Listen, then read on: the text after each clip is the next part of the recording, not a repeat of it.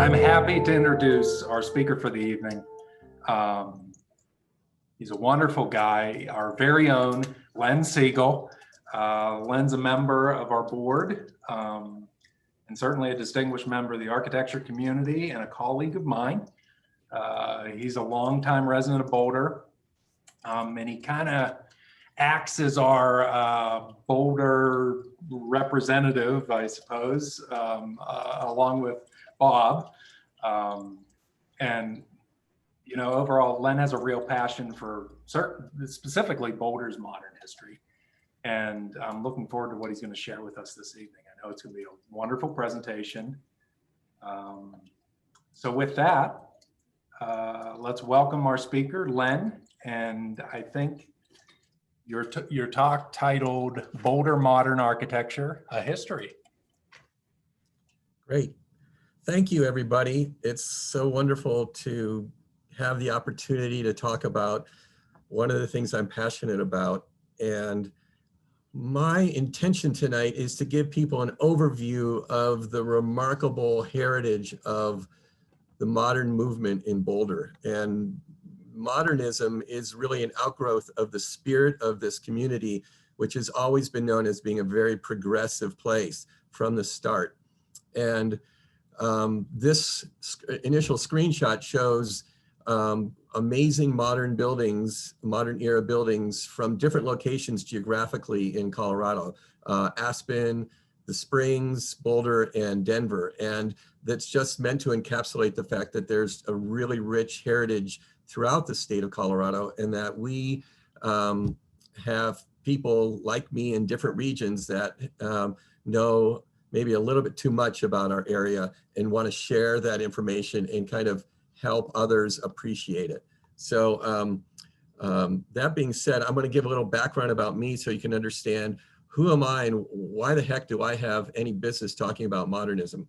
I'm an architect. As Josh mentioned, I'm a colleague of his at Kephart, and we focus on residential architecture. And that's the end of my commercial about Kephart.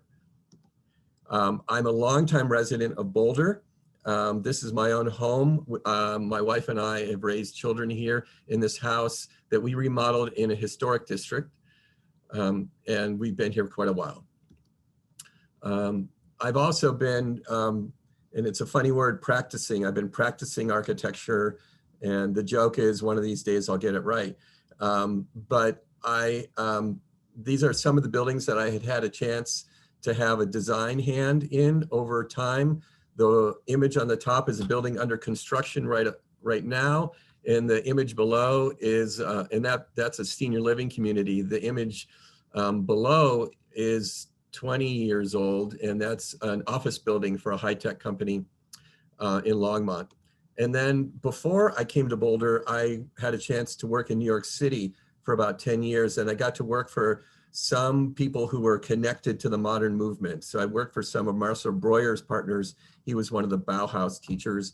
I worked for Davis Brody. They came out of the Lucan School at more or less at Penn.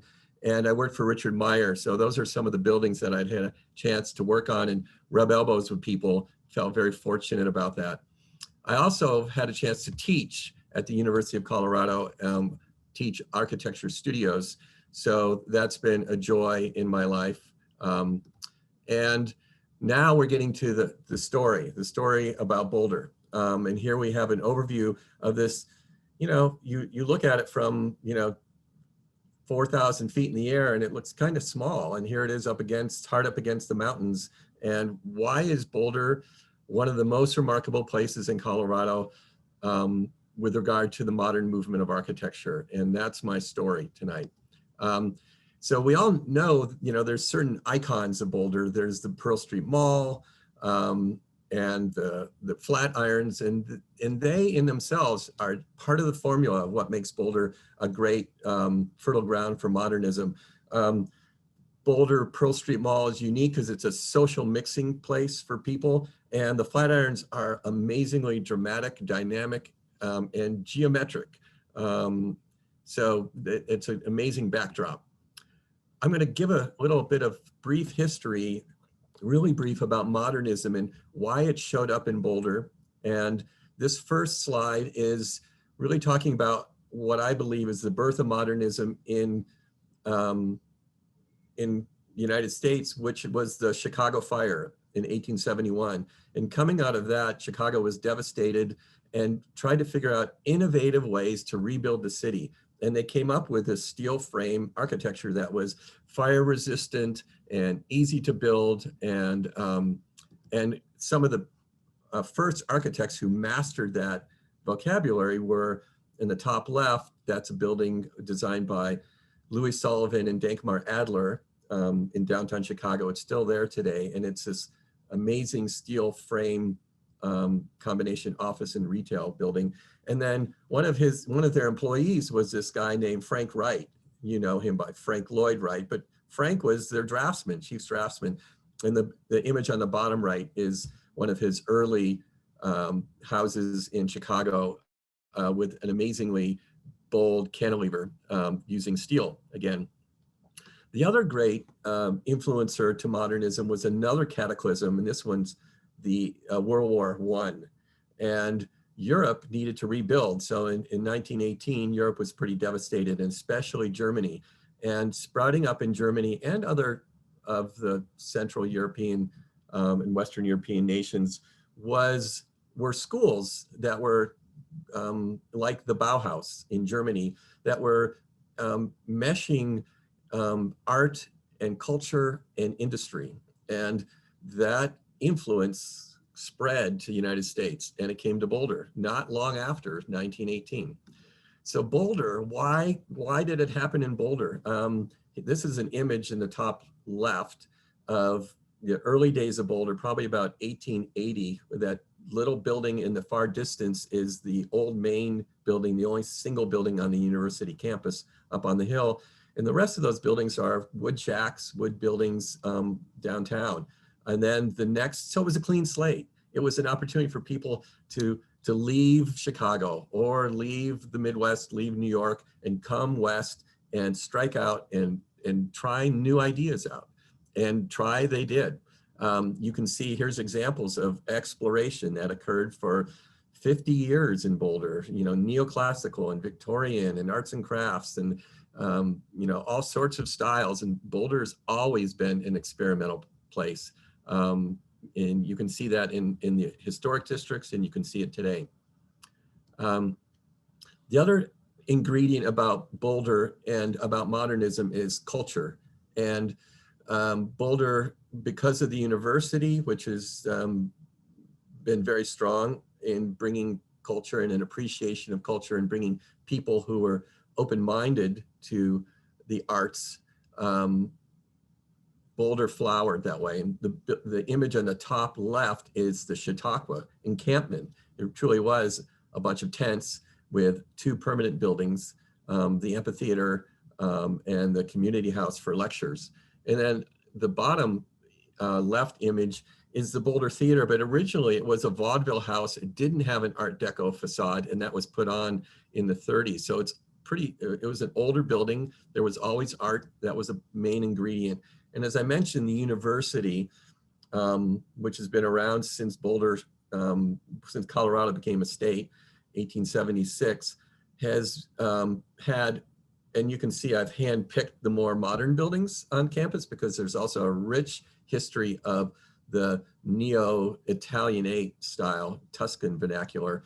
But the main thing is Boulder, the university has brought people like our board member, Bob Nauman, who are professors, who are highly educated, bringing intellectual know-how to the community and then spreading that out in every walk of life. And I've been fortunate to have a hand in 3 of these buildings that you see on the screen. So over the years, it's been really great to have a connection to the university.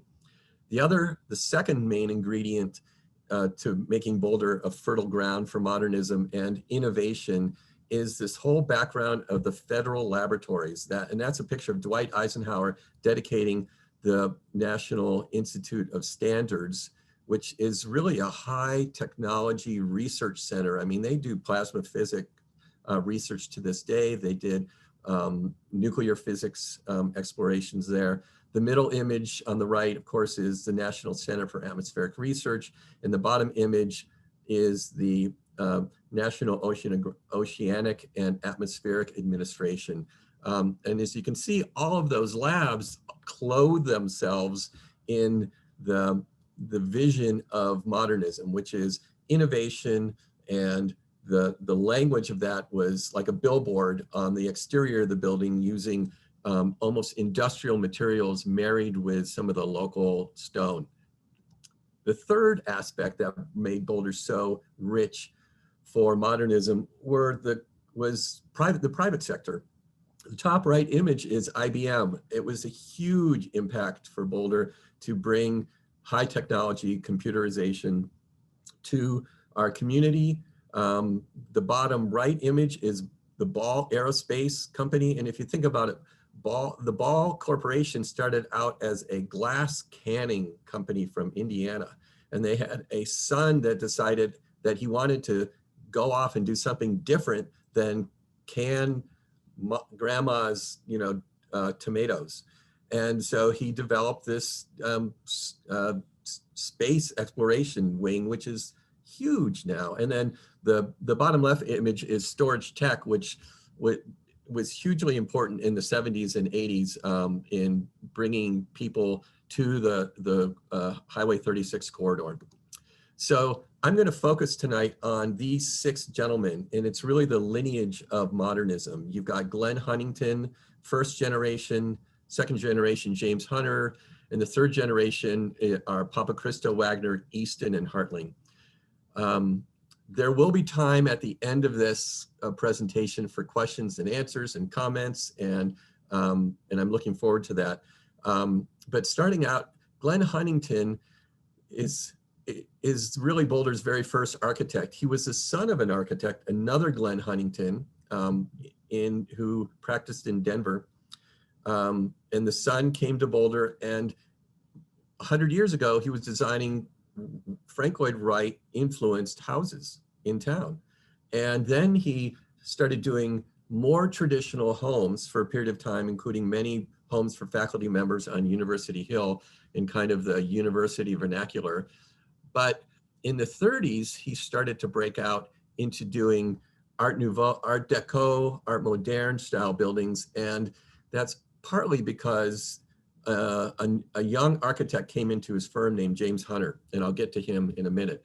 But these are the buildings that they created, and they were modern in, for instance, this building used recycled stone from old mines that were discontinued. The old gold and silver mines were shut down, and during the Depression, there were a lot of masons out of work, and they built this beautiful building out of this native sandstone.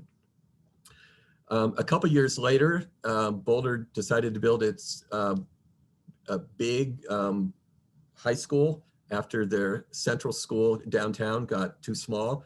And Huntington's firm designed this as well in that Art Deco, Art Moderne style.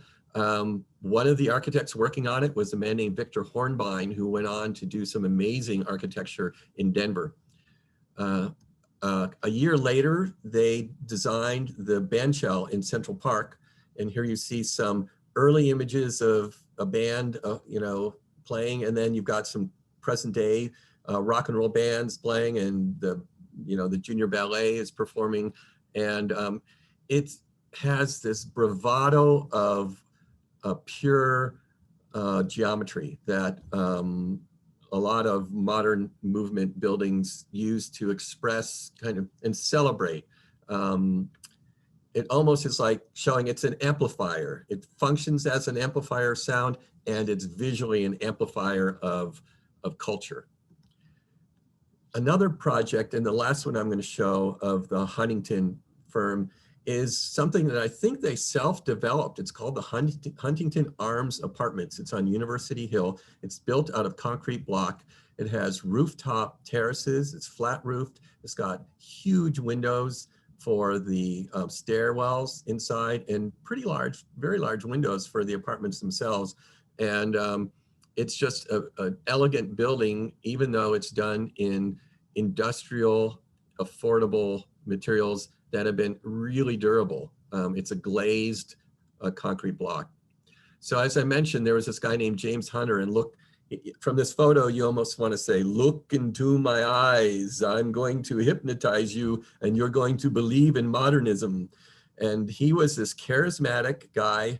And what was amazing about him is that he created this culture in his office that was almost like a school, where there were many architects working that were really strong designers, and he humored them, he encouraged them, and they became the third generation of architects. But they all had a hand in these incredible projects. He took over Huntington's practice. Huntington retired from his own practice and moved to Denver. And I believe he worked in the city's offices, city architecture offices or planning offices. Hunter took it over after coming back from serving in World War II. He designed homes like this one in the top right for a college professor, and he designed public buildings like the Boulder Public Library below. He also designed Boulder's skyscraper downtown. This was the Colorado Insurance headquarters. It's in the idiom that Mies van der Rohe, one of the leaders of the Bauhaus school, developed in his architecture. And it's a very rhythmical expression. There's an amazing subtlety about that big brick wall that if you look at it in the right angle, there's some beautiful brick patterns in there that are rhythmic and joyous. There's a rooftop deck. There was actually a heliport on the top. So it was a very modern idea of a building. And there was, it was a mixed use. So there was a grocery, department store on the first couple floors. He also designed these two buildings which bookend Broadway and downtown. On the south side of downtown is the municipal building on the top left here, very much derivative of the French architect Le Corbusier, like a dormitory that he designed in Paris. And then the bottom right image is the Masonic Temple, which has been converted to the new Museum of Boulder.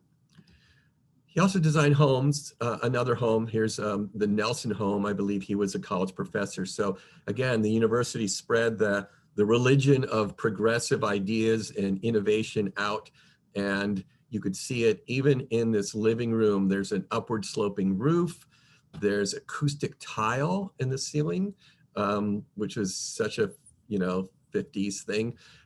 There's clear story windows to bring just a glaze of daylight to that ceiling and bounce down into the main room. The next generation, and I'll show 4 architects here, starts off with this man named Titian Papachristou. And I could go on for quite a long time about him because I worked for Titian Papachristou in New York City. He had been a partner with Marcel Breuer, and I had the good fortune of working with him. And then once I came to Boulder, I got to share stories about Boulder and the early days of modernism. And he had really sweet recollections about working in James Hunter's office. He taught at the university, and then he went off on his own, designing apartment buildings like this. And then this remarkable assemblage of 2 buildings, 2 houses for college professors. The Jesser House in the foreground, this round building here, and then the Sirotkin House up the hill behind it. Just very inventive, very playful, used concrete block and just really inexpensive wood. It's a little hard to see, but this is a floor plan of those 2 buildings. So you can see a lot of cylinders and circles in the bottom building. The top building, the Sirotkin building, is more of a long rectangular building, but it still has some arcing forms of retaining walls, and you can see that in the image to the right. In the bottom left image, you can see this super cool living room with this hovering fireplace, a sunken fireplace with a flue that goes up through a skylight. So you've got earth and fire and sky all connected in this great theme here. The next house that I'm featuring here of Titian Papachristou was for the Sampson family. It was pretty derivative of a Frank Lloyd Wright experimental house that he designed and had built at the Museum of Modern Art in their sculpture garden in the 1950s. And Titian was working in New York in the 50s, so I'm sure he saw it. This is even better than that Frank Lloyd Wright house because the interior is to die for. And I'm sad to say that some very good intentioned people have bought the house. They're restoring the exterior, but they're renovating, and that's a dangerous word. They're renovating the interior. And I'm anxious to see how much has changed and how much they're going to preserve. Hopefully it's just an update and not a gut job. The next architect that I want to feature is Hobart Wagner. He was a graduate in the University of Michigan. He worked for Pietro Beluschi, who was part of the whole Boston academia world, MIT and Harvard. And this was Hobie Wagner's own office building that he built in Boulder. And it's this beautiful Mondrian-esque type hovering lighter than air building that floated above a pond that he had as detention on the site. Just incredible. Unfortunately, it's been so grossly remodeled that you wouldn't recognize it today. And that's part of what we're trying to do, is educate people about modernism and documenting it and making sure that people understand it for future generations. Hobart Wagner's firm also designed these two office buildings. The top left is that Ball Brothers building. And so you've got the main office building, and then you have these outbuildings with butterfly roofs. They're called butterfly because there's all like wings that are flapping in the air. And then the bottom right was a bank headquarters right on Canyon and Broadway, and it's been completely refaced, remodeled. You'd never know it was here, but it had these incredibly light concrete shell arcing forms that were the bank drive-up teller spaces. Just an incredible building. Then he loved to experiment with roof shapes. And they were ways to bring daylight in for passive solar and to be expressive. And so the building on the top right is the coolest A-frame building that I might have ever seen, you might have ever seen, and it still exists. It's a church near the university. The building in the top left is a professor's home that has been remodeled and added onto with a very sensitive addition. And then the building below has been completely torn down. This was an addition to Casey School, and they tore it down to build an even bigger addition to the school. But this kind of roof sawtooth lighting to bring light from the north, the cool light of Colorado, into the classrooms is just unbelievably cool. He also designed these two buildings, and the one on the top left is a bank. And so he designed several savings and loans banks. And this one is really an abstraction of the pyramid on the dollar bill. Because if you look at the pyramid on the dollar bill and you see the eyeball, which is a symbol of the Masonic order, and you look at this building, it's a squashed down pyramid with the eyeball skylight on the top of the building. So it's a symbol of a monetary system, capitalism, God bless America, salute the flag. And the bottom image is of an addition to one of the oldest churches in town. And we'd be hard pressed to do an addition that this modern, but still contextual to this existing building. He wrapped the lower floor level with the same stone as the main building. He had flattened arches along the ground like the main arch. And then he had these gable roofs that mimic the main gable roof form. And then you can see the inside is this explosion of space and color for the sanctuary. And again, he just used concrete. It was, that one of those materials that modernism said we can use inexpensive materials, but in very expressive ways. Who says modernism doesn't have character and detail? The third architect I wanted to feature is Roger Easton, who sadly just passed away this year. He lived a good long life. We thank him for his amazing contributions. This is a really interesting apartment building in Boulder. It's held up really well. It has complicated floor plan because it's like a split level, and it has rooftop terraces, and then it has this connection from one building to the other that you can cross and have community up there. The next building is something that he designed. It's an office building, and it could have come straight off the Illinois Institute of Technology campus that Mies van der Rohe designed. Literally, it's that solid brick, but very lightweight panels with corners of glass that dematerialize the mass. And in fact, the corners are these highly detailed steel columns, which was part of Mies van der Rohe's way to do ornament, but in an industrial sensibility. So it's just a beautiful building. It's been remodeled, and they did a nice job in the renovation. This is his pièce de résistance. This was Roger Easton's own office building. And if you know Mies van der Rohe's work and you think about the Farnsworth House that levitates above the ground, this is another one of those pavilion type buildings that not only feels like it's floating above the ground, but the roof feels like it's floating above the building itself. It's just a delightful building, and it's a dentist's office, so it's a good place if you have to go to get your teeth done. Just, you know, it takes the pain out of it, right? The fourth architect I want to feature today, I'm calling the genius of modernism. He's the son of modernism, but Charles Hartling really is the Frank Lloyd Wright, the most inventive architect of Boulder, and I challenge maybe the most creative architect who's ever lived in Colorado. Every single project that he designed, he never repeated himself, other than saying, I'm going to try for something new and different and innovative and use different materials. This is a house. This is a house that's basically made of 4 cylindrical pylons that you can occupy. Sometimes they're a stair, sometimes they're a study, sometimes they're stacked bathrooms, and they're made out of concrete block. And then you have these saddlebags that come off the side that have metal siding. Just incredible, a house perched up on Flagstaff.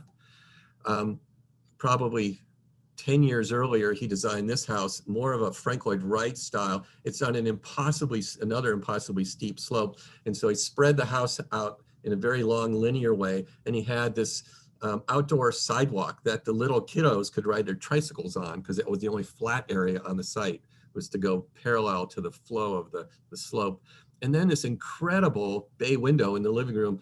This is the second owner, standing proudly with his, you know, chair that he would perch in and look out from this window. And it has Frank Lloyd Wright and maybe a little Bruce Goff influence. Bruce Goff and Frank Lloyd Wright both were in Boulder during their lifetimes and gave lectures at the college. So it's possible that Hartling heard both of them. This is another house. This was featured in Life magazine, a popular magazine in the, you know, for 50 years. And just an incredible circular home with a prow. That's the living room on the top floor. And that living room is that bottom right image. It's one of my favorite rooms that I've ever been in any piece of architecture. It's anchored by this kind of free-flowing fireplace, but then the ceiling actually is a reverse dome. So it compresses you down and then it soars up at the windows. So there's this amazing sense of intimacy in the middle of the room. And as you move toward the glass, it explodes in volume. It's just incredible. This house is bizarro. It's just plain bizarro. It could have been designed in the year, 2080. It is so futuristic. It was done in it was used in the film Sleeper. It's like a cross between, it's been described as barnacles, it's been described as the ventricles of a heart because the owner was a heart surgeon. It's also been described as the mushroom house. It's sprayed on concrete over a steel mesh frame, just really innovative techniques of building it, and it's holding up amazingly well.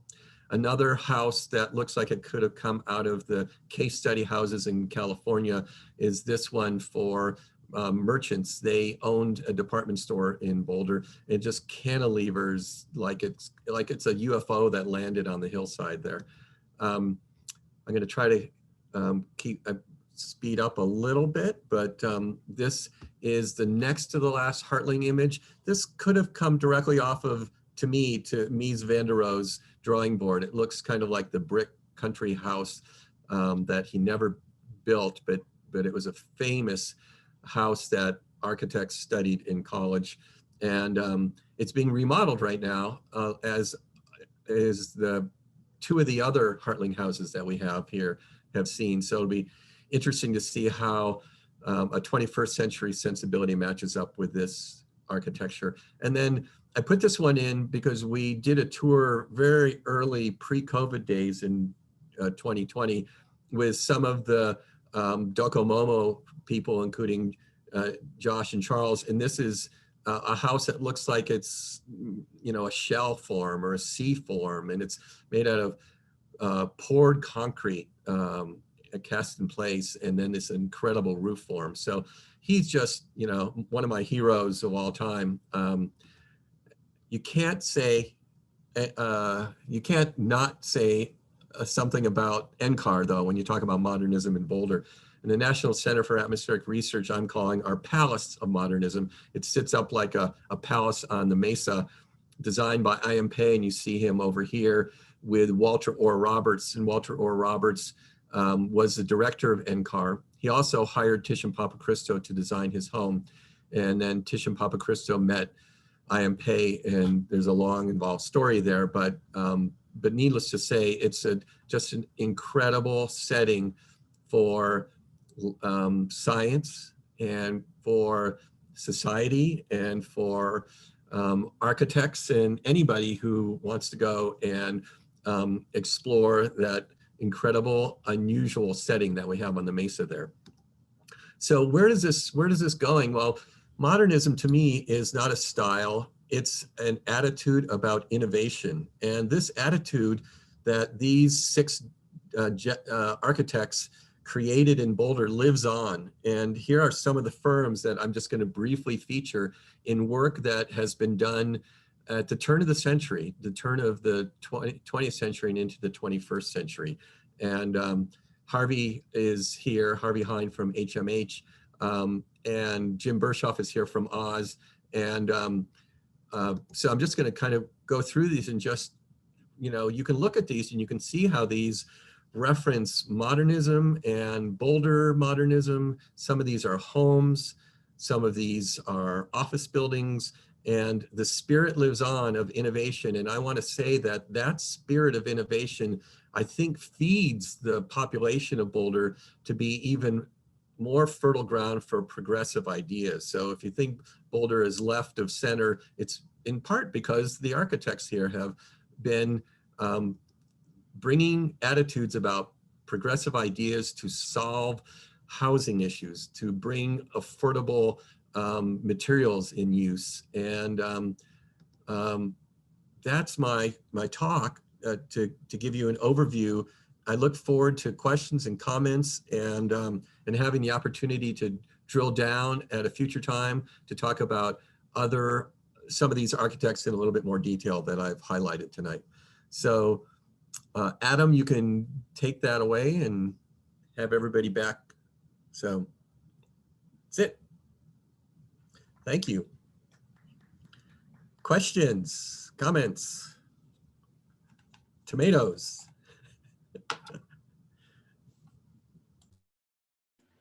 Hey, Len, could you take us through that last two slides that you showed and point out who the architects were for each of them?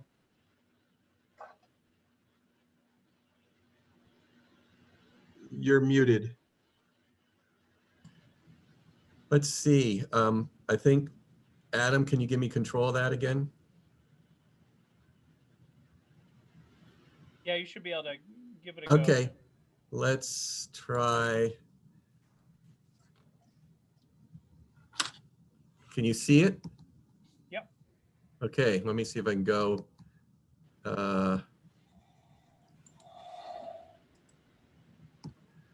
Okay, so top left, this is HMH architecture led by Harvey Hine.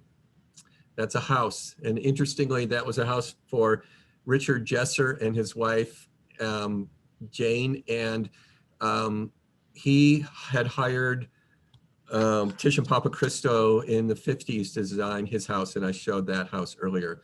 The image on the right is one of, it's Tom Pfeiffer. He was an architect I worked with in New York City. He was a partner of Richard Meyer.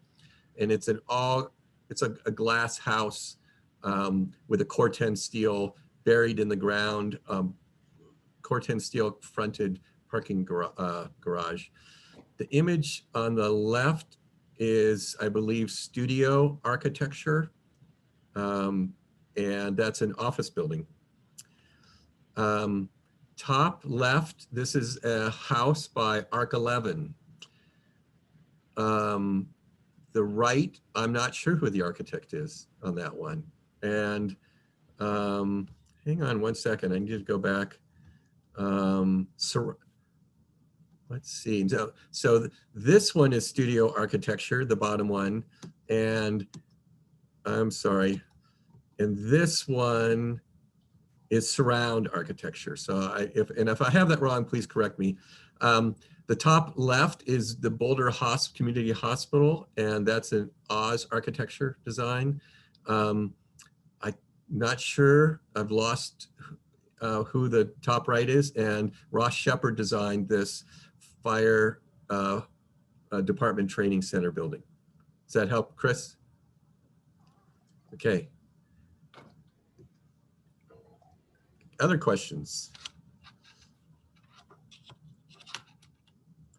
Yeah, I think that top right is maybe Arc 11, but it sure looks like a house, but it's a view I've not seen before from our marketing. Yeah, that's definitely, and Kimball's with Arc 11. And I wanted to mention, Len, you were talking about the Boulder County Courthouse, which burned down in a couple years before the new Art Moderne or Art Deco building was constructed. But somewhere in my recollection, I remember reading that all of the stone from that building was actually, as you said, recycled, but I think it was from all the bridge abutments for all the narrow gauge railroads that went up through Boulder Canyon, which I think is fascinating. That you would build a building of this size with completely recycled stone. They did know how to do things with frugality and yet elegance. Yeah. Len, do you know, have any of these buildings been landmarked? Do we know if there's some that could be in danger, or are there people that are willing to landmark their properties, or what is the situation for most of these looking like for that? That's a good question, and I'd say like a building like this is landmarked, but there's I'm going to bring up this one. This is the Midland Savings Bank building, and Historic Boulder has proposed to landmark this building, and it got tabled by the city for several years because the city was interested actually in tearing it down and redeveloping the whole site with much bigger buildings. It's being called back now for the possibility of it getting landmarked. So there's hope for it to be landmarked, but it would be repurposed. And one of the ideas of repurposing it is to turn it into a community, maybe an indoor farmer's market for the winter months or a community event center.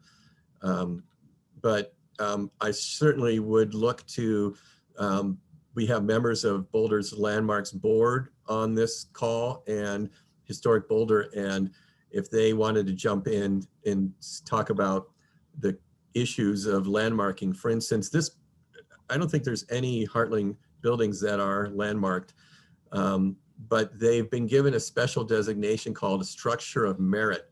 Generally against the owner's wishes. It doesn't give them protection, but it gives them some accolade so that new owners who are looking at these buildings would recognize that there's something special about them. But it's still an uphill battle, even in Boulder, to try to get these modern era buildings landmarked, particularly, well, period.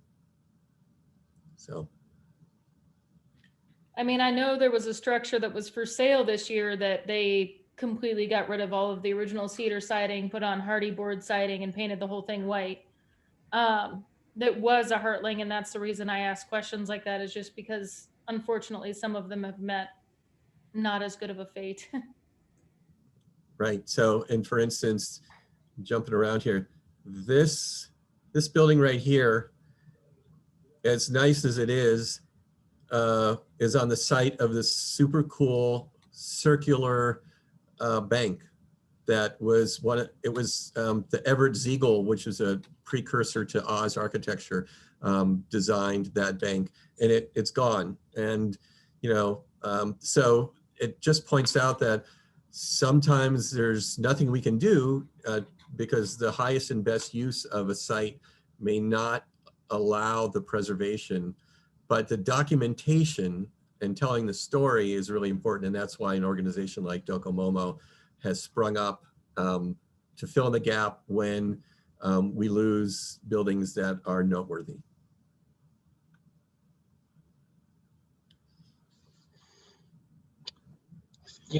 Len, this is Jim. You know, the Hobart Wagner Bank that you showed, he did a lot of those for the same savings and loan company. Yeah.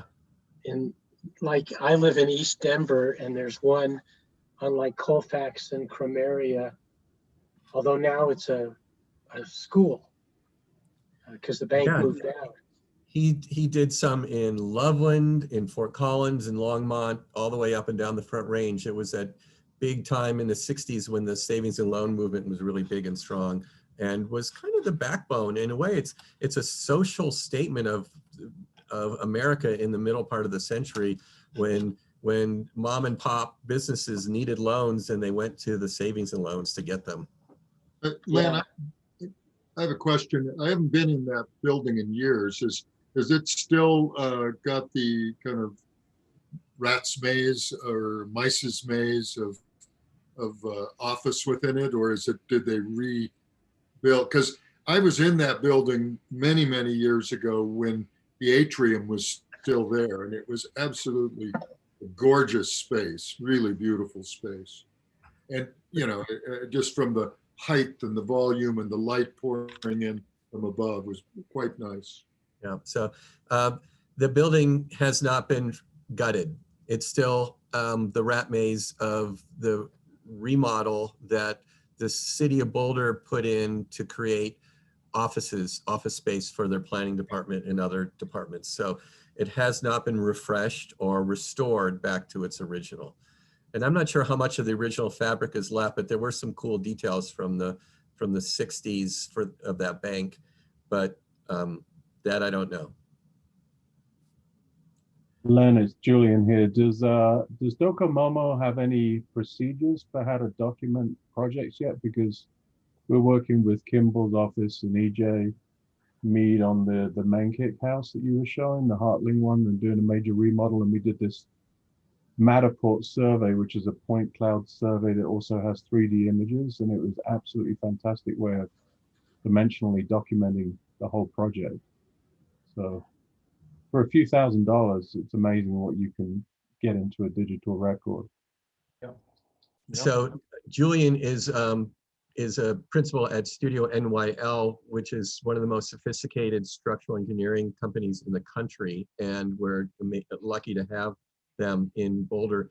And I did talk with EJ Mead of Arc 11, and he offered to provide Docomomo an archival set of the original drawings for that building.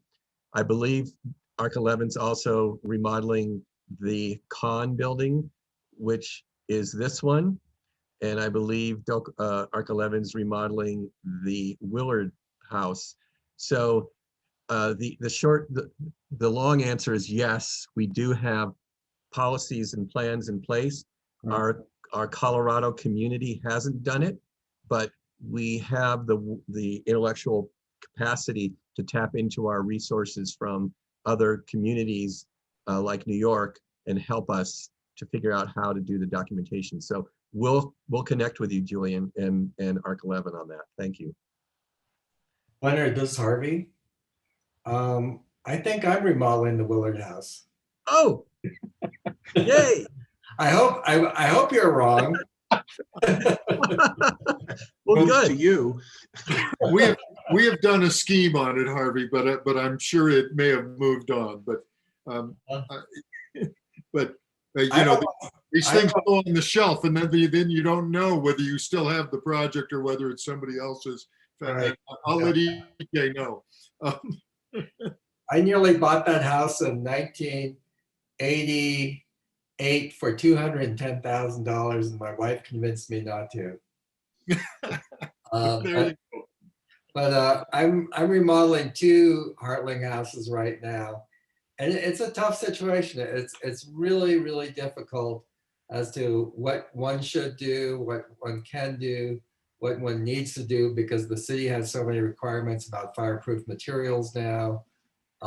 It's a very difficult proposition.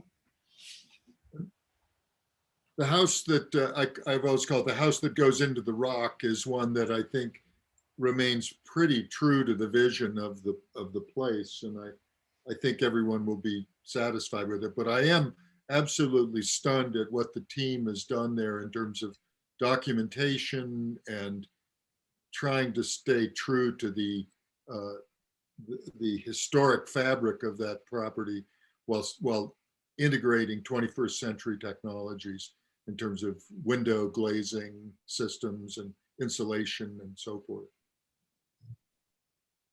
So I look forward, Len, to having one of the project architects share with you some of that information as it gets closer to being completed. I think there's a wealth of information there, and some of which, as Julian mentioned, these 3D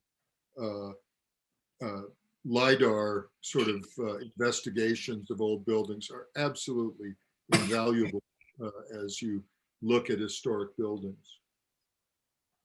Well, and we love to get a tour of it when it's open, when it, so post-COVID tour. Yes, yes.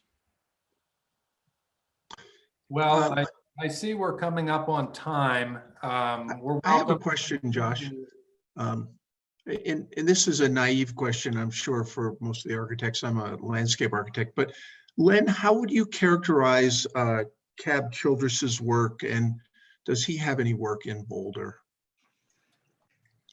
I had the good fortune of working with Cab on, I'll show you the project. It's way at the beginning. It's a university building. So Cab used to be on the design review board of the university, and I was the project architect for this building, the Atlas Center, and I got to visit with Cab.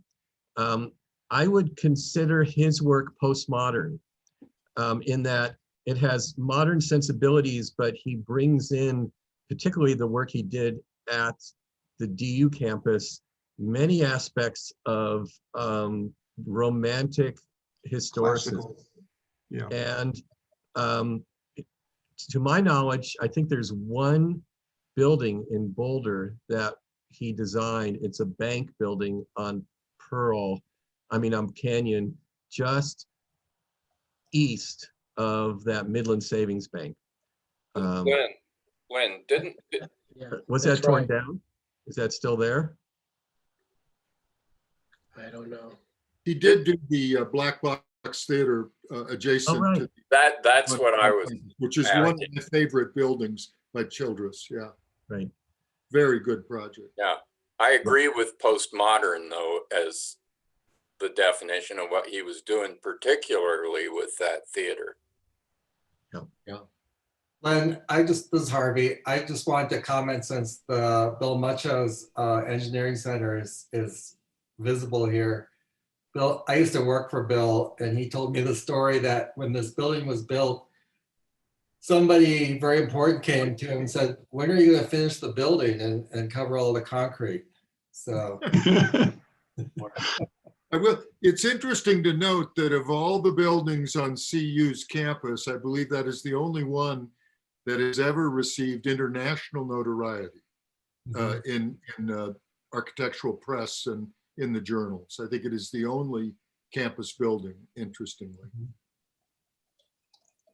Well, I thank you. I know we need to wrap up, but I'm delighted. And I should have put my email address up there. I'll just tell you it. So if you want to write it down and contact me, it's LENS as in Len. Oh, I'm going to put it in the chat. I'm just going to put it in the chat. And if you want to contact me to continue this conversation, I'm happy to do that. And I'm looking forward to maybe convincing some of you to join our organization. It's a fun group, and it gives us some more really good people to have connected to this organization throughout the state and with your knowledge and expertise. So thank you for joining us tonight, and happy holidays to all of you. It's happy and Thank safe. you, Len. Great presentation. Right. Thank you, Len. It was fantastic. Great job, Len. To hang out after the call here. If I can hear a motion to adjourn. Someone, come on. I move. Can I hear a second? I can second for you. All in favor? Do it. Thank you. Like I said, you're welcome. I mean, we have the airtime here, so you're welcome to chat. We were going to try to do a breakout feature this evening to break into more manageable groups so there aren't monopolies of the conversation, but we weren't able to figure that out. So for next time. Yeah. Thank you, everyone.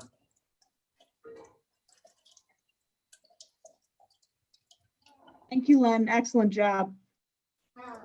My pleasure. Thanks for coming. Thank you, Len. That was excellent.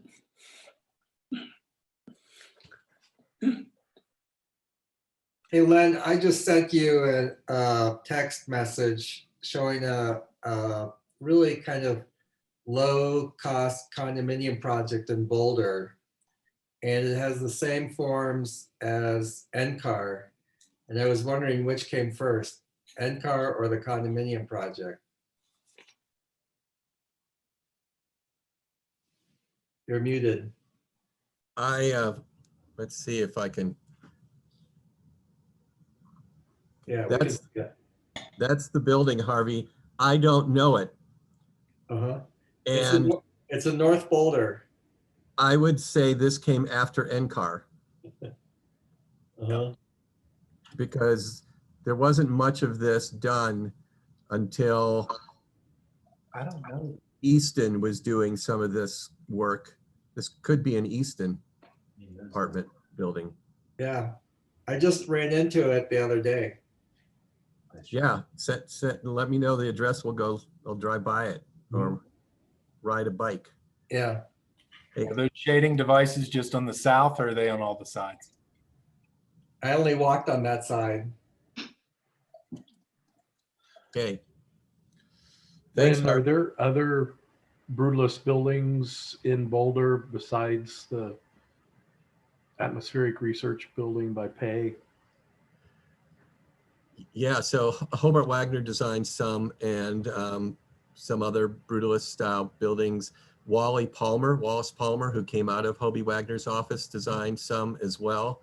And then there's some that I just haven't done the research to know who did them. But if Michael Achese was on this call, Michael has this little side hobby of collecting images and information about brutalist architecture. And, it's 50 years old now. So it's the next brave new world for historic preservation and modernism. Yeah, I asked because I just nominated the first building in Kansas as a brutalist building. It was one of the first ones built here, and we're certainly starting to see others come of age. So it's kind of interesting to see what people's takes are on other locations.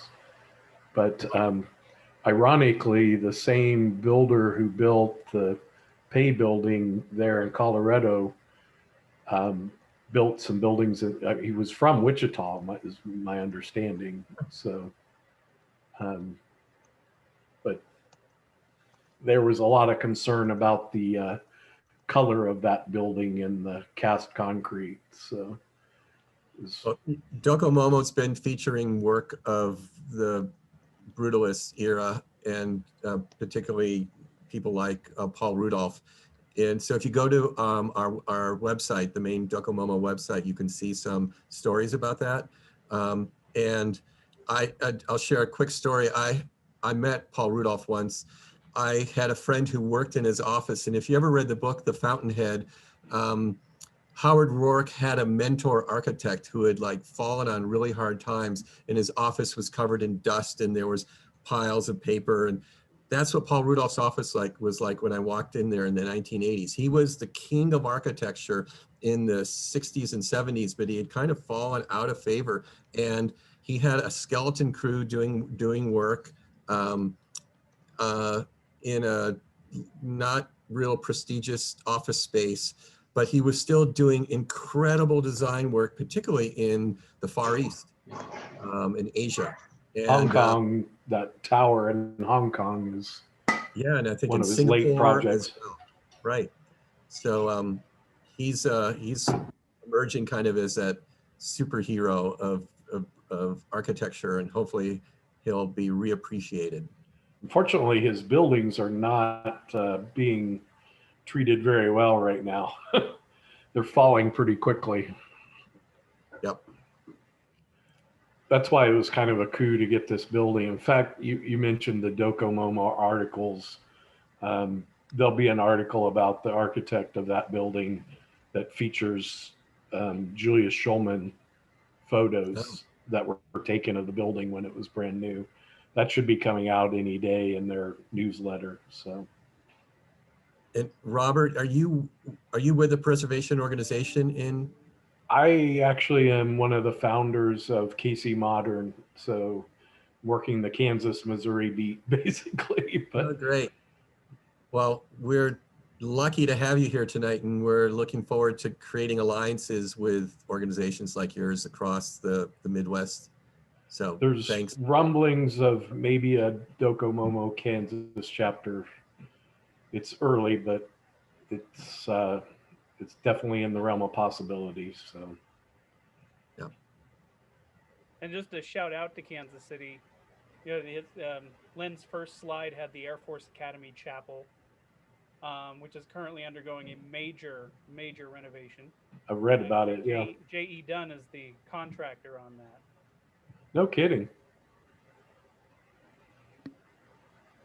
That's a really specialized building, and a huge I guess they're going to finally build it the way it was supposed to have been built the first time. Yep. I'll also add in that Zahner from Kansas City is the skin fabricator for us. Yeah, nobody better in that business than Zahner. So how do you guys feel about the Coors Tech buildings at the, what is it, the Mine School or whatever, the newer BCJ buildings there? Has anybody seen them yet? We love them. We actually engineered them. Well, the petroleum engineering builder. Yeah, Chris was the lead engineer on that one. Chris O'Hara on the call. I worked for that firm for 12 years. That's why I was wondering how they're playing in Colorado. Outsider architects.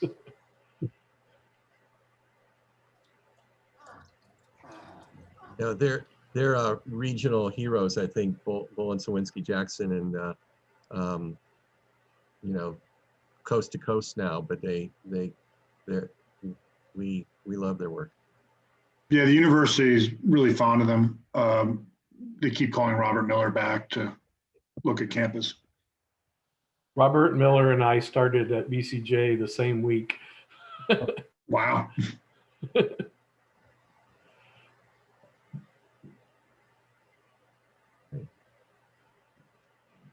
Good to see you on here, Nelson.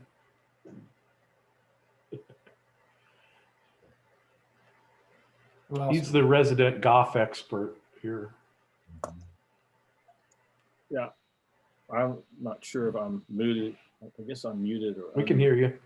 Oh, you can hear me. Okay. I'm never sure about these things. Yeah, I worked with golf in the 70s when he had his office in Tyler, Texas.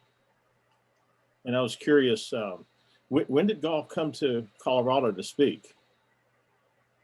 I don't remember him being there in the mid 70s during the 3 or 4 years that I was there. So it may have been prior to that or after I was there. Josh, you know, I believe it was the early 60s. Yeah, 60s. it's 60s. Okay. I think it's more early.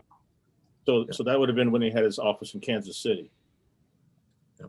Okay. Yeah, we are fortunate to have 4 golf buildings in the Kansas City metro, both on the Missouri and Kansas side. And then there's 2 others in Kansas out halfway between you and me, basically. Yeah. It is beautiful out there. It's a totally beautiful part of the world.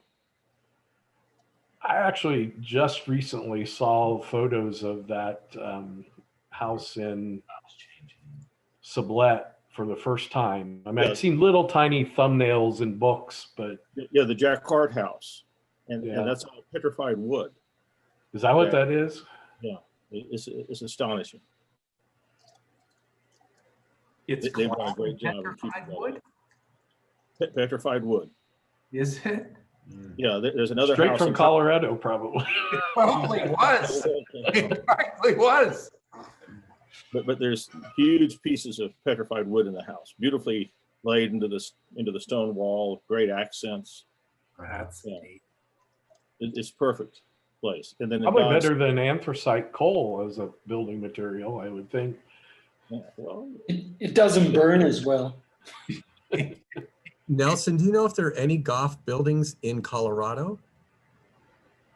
I don't think so. I know when he was a youth, very young, they moved to Denver. And when his father worked as a watchmaker there, and there's pictures, historic pictures of him with his family there in the mountains of Colorado that have been published. So his former partner Bart Prince has some houses in Colorado. Yeah, Bart has done work, and then you have some very incredible students that Goff had when he was head of the School of Architecture at Oklahoma. Herdick, Gardner, and Froelich had their offices down in Pueblo, Colorado. Bob Bowlby lives today in Denver, and he did the working drawings on the Gutman House, the Grider House. No, not the Grider House. The Gutman House, the first Price House, and I believe the first Price Studio Edition that was built. And he did several other projects for golf, and he worked in the Price Tower at the time. Bob Bowlby did. Bob is still alive, and he's living in Denver area. John Herdick is still kicking around, and he's in Pueblo right now. Got to track him down. And his partner, Norm Froelich, has moved to Oregon, and Jim Gardner, I think, still lives in Colorado Springs. Quite a few students of golf in the state of Colorado, then. And there are a couple of others that I'm trying to remember, but I just temporarily blank. A younger gentleman, Peterson or Patterson. I know you have a Patterson that was up in Aspen that worked with Mr. Wright at one time, and I just got a book on him. It would be interesting if we could get in touch with some of those people, maybe to even have an evening talking about Goff's architecture. I imagine Bart Prince might be willing to join that conversation. Bart may be more technologically available for this sort of stuff. When I chimed into this, I read down the list. You had a Tom Hart on the list, and I realized, I'm looking at his picture, the gentleman's not here anymore. It's a different Tom Hart than I know. The Tom Hart I know lives in San Diego. And Tom used to work for golf at one time. So, wow, Bart has spoken quite a few times at CU.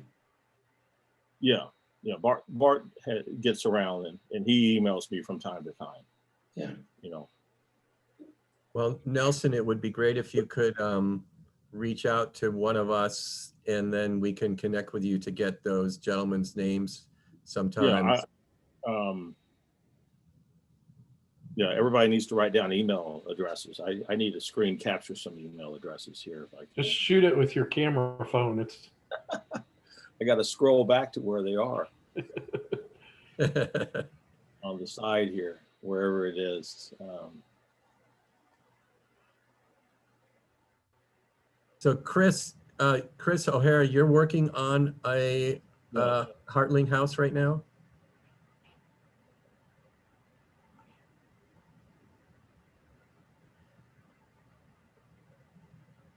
Sorry, I was on mute. We're on the one with ARC 11 that Julian mentioned. Uh-huh. Yeah, the Mencrate, the Green Rock Drive. Yeah. That's the one you had on your slide. Yeah, that's the Menkik house. And EJ was saying that the big cantilever deck was just about to fall off the building. We basically rebuilt that whole house from the inside out. We structured absolutely everything again, respecting the original proportions. Some of the glazing around the back at that deck has changed a little bit, where they wanted a bit more of an open feel, but everything from the street views is respecting the history, and everything's going to be put back with the same proportions, but none of it works structurally to even get close to building codes, as you can imagine. So there's a lot of insertion of steel everywhere just to make the project safe.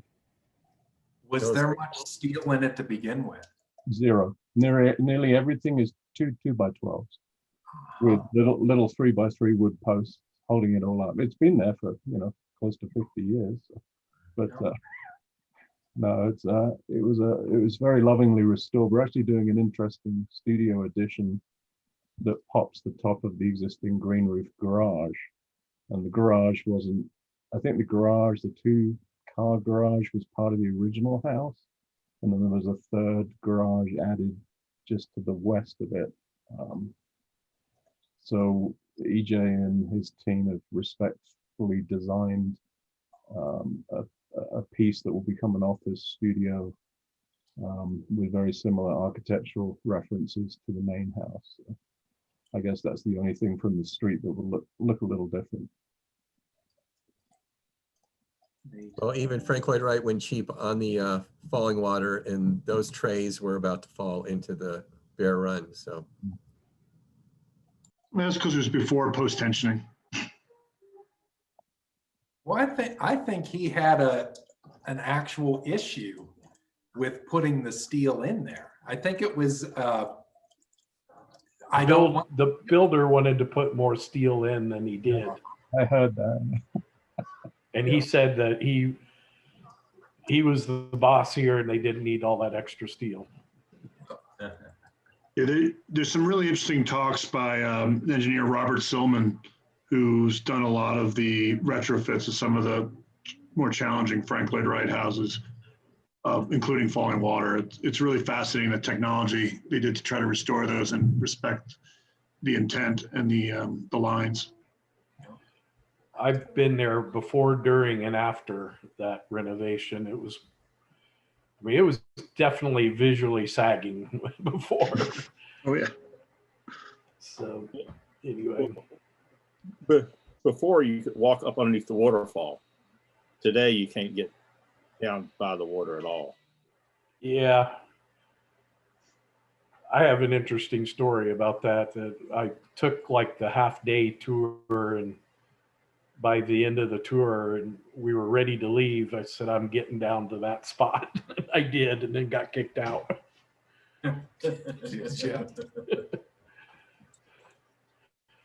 Down there long enough to take one shot because I had to get that shot. PPG had a seminar or a day there, and I got to go to that. And we basically had the run of the place. We could walk up any stair, walk down any stair, sit in all the furniture. You know, it was pretty crazy. We And actually this was- walked out to where they quarried the stone right there on site. Yeah. It was pretty Yeah. nice. It is beautiful Well, there. it's been nice chatting, guys. I'm going to have to run here, but thanks for putting it on. And Lynn, great presentation. Glad to see it. It's good to have you on. Thanks for joining us. Really appreciate you coming all this way. Yeah. Yeah, well, I came from Atlanta, so it's good. I have a daughter that lives in Denver and a grandson, so that's all good. Take care, Robert. Tell Scott hello for me. I just was texting him tonight, so I'll tell him I said that you said hi. Thanks, guys. Yeah, I'm going to chime off too, guys. Thank you, Glenn. If I can figure out this technology. All right, Yeah. call it good. Have a good night, everybody. Take care. Good to meet everybody. I look forward to being out there to seeing everybody in person one day. I hope soon. Okay, thanks. Wonderful. Down at the bottom.